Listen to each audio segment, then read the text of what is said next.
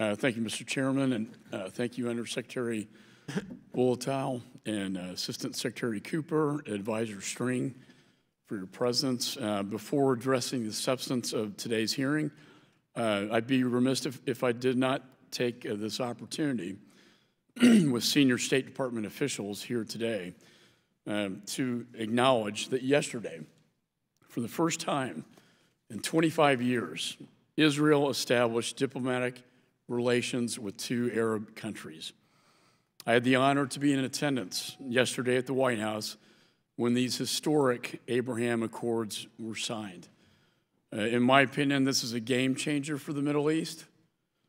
It's a bad day for Iran, and it would not have occurred but for the extensive diplomatic engagement of this administration. So congratulations for this historic accomplishment. The news of Inspector General Linick's firing did come as a surprise. Inspector Generals are an essential tool in helping Congress execute its constitutional oversight of the executive branch. And anytime one is terminated, it naturally will raise some questions. However, Inspector Generals, like other officers in the executive branch, as the chairman stated, do serve at the pleasure of the president. I also want to emphasize that the Inspector General has a team, and their investigative work continues even after removal.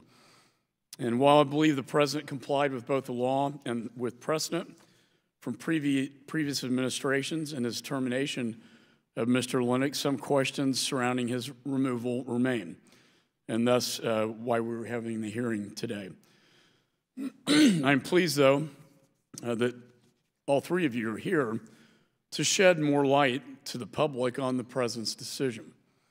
And I do think it will be revealing, and I think we'll understand it better. And it's important to note that this is not the first action Congress has taken regarding this matter. Over the course of this year, the committee has conducted multiple interviews with current and former State Department personnel, spoken to Acting Inspector General, and conducted an interview with Mr. Linick himself.